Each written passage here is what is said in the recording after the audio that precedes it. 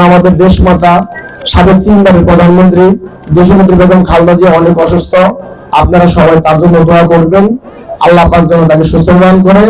সেই সাথে আমরা আসছি ধামরাই থানা মাটি মানুষের নেতা জননেতা ইয়াসিন ফেরদৌস মুরাদ ভাইয়ের পক্ষ হতে। আপনারা সবাই আমার নেতার জন্য দোয়া করবেন, আল্লাহ পাক যেন ধামরাই থানার কান্ডারি হিসাবে ইয়াসিন ফেরদৌস মুরাদ ভাইকে মনোনীত করে।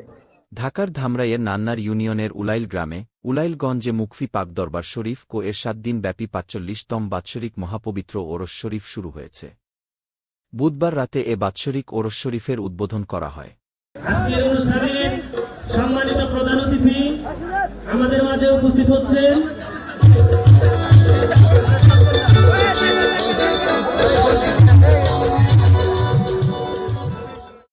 অনুষ্ঠানে প্রধান অতিথি হিসাবে উপস্থিত ছিলেন ধামরাই উপজেলা ছাত্রদলের সাবেক যুগ্ম আহ্বায়ক ও চেয়ারম্যান পদপ্রার্থী শামীম আহমেদ কবি।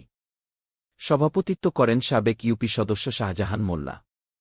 ওরস উদ্বোধন করেন ধামরাই উপজেলা ছাত্রদলের সাবেক সিনিয়র যুগ্ম আহ্বায়ক সোলাইমান কবির মিল্টন। আগামী 26 সালের নির্বাচনী কমিশন সন্নিকটে দীর্ঘদিন আপনারা ভোট দিতে পারেন নাই, ধানের শেষ মার্কা নিয়ে আসতেছেন আমাদের ধামরাই মাটি মানুষের নেতা ইয়াসিন ফেরদৌস মুরাদ ভাই। তার জন্য আপনারা দোয়া করবেন, আপনারা ধানের শেষ পক্ষে কাজ করবেন। এ সময় নান্নার ইউনিয়ন বিএনপির সাবেক সহসভাপতি খলিলুর রহমান সহ স্থানীয় বিভিন্ন স্তরের রাজনৈতিক নেতাকর্মী ও ভক্ত অনুরাগীরা উপস্থিত ছিলেন।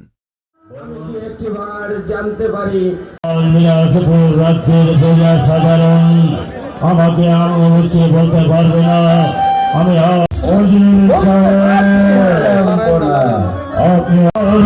আপনি পূজা মহলে গিয়ে দেখবেন তার ঘরে আছে 12 বছরের কন্যা, যার ঘরে আছে 12 বছরের কন্যা, তার সাথে কথা বলবেন হচ্ছে